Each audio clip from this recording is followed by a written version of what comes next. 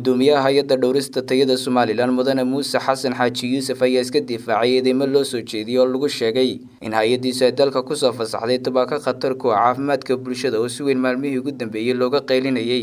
Gudoomiyaha ayaa sheegay in tubaakadan iyo kuwa la midkiiba ay khatar caafimaad ku leeyihiin bulshada, ka hay'adahan ay ka guteen waajibaadkoodii intaas kadibna ay u gudbayaan hay'adaha kale ku shaqada leh sida uu hadalka u dhigay. Gudoomiyuhu Isniinta 13 July warbaahinta kula hadlay Hargeysa waxa uu intaasi ku daray in wasaaradaha ganacsiga iyo caafimaadka iyagoo ogolaadeen in dalka lagaga dhex ganacsado tubaakadani ay nidaam sharci ah ku soo gashay dalka.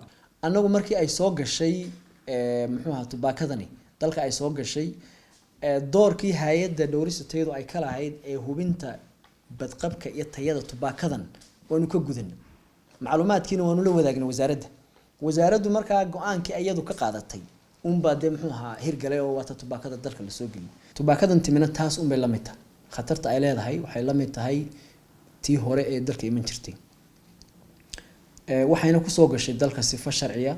Dhinaca kale gudoomiyaha hay'adda dhowrista tayada Somaliland ayaa sheegay in hay'adooda iyo hay'adaha kale dawladda ay ka shaqeynayaan sidii loo sameyn lahaa xeer u gaar ah tubaako kasta oo khatar ku ah caafimaadka bulshada. Waxaanu tilmaamay in aan waqtigan jirin xeer diiday in tubaakadaasi lagaga dhex ganacsado gudaha dalka. Wada shaqeyn baa wasaaradda ganacsiga naga dhaxaysa. Aanu hawshan ka wada shaqeynay imikadana naga dhaxayso. Imikadana aanu diyaar u nahay inaanu wasaaradda ganacsiga iyo wasaaradda caafimaadka aanu kala shaqeyno sidii aynu u sameyn lahayn siyaasad guud oo arrintan tubaakada maadaama oo tubaakadii ay si imika legal ama sharciya dalka u soo galayso haddana waxa u baahan tahay xadid ama xakameyn bay u baahan tahay. Xakameyntii qayb baanu kana oo haddii tayadeedu iyo haddii been abuur ay tahay iyo haddii ay contraband tahay oo ay waxaan ku qoran ama waxa tubaakada loogu tala galay wax ka baxsan ay yeelayso anagu awood buu xeerku noo siinaya. laakiin tubaako waa dilaa weeyaan ama wasaaradda ganacsiga soo dayso ama marka lagu soo dayo arinta dilaaga ah sidee loo yareyn lahaa ka qaran ahaan loo xakameyn lahaa ama mid cusub ha noqoto ama tan taala ha noqoto weeyaan jawaab. Tubaakadani oo lagu magacaabo lifta ayaa dalka soo gashay bishii Abriil waxaana si weyn uga qeyliyay qaybaha kala duwan ee bulshada gaar ahaan mucaaradka iyo culimada kuwaas oo xukuumadda ugu baaqay inay joojiyaan tubaakadaasi lagaga dhex ganacsado gudaha dalka. Cabdikariim Bishaawi, codka Bariga Afrika.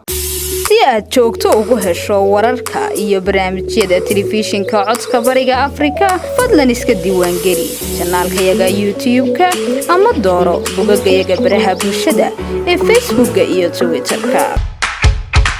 PC waa application ku sahlaya inaad si fudud lacag ugu dirto wadankii loo diruhuna uu ku helo saadkiisa iyo account-kiisa Dar es Salaam Bank. haddaba la soo deg abka PC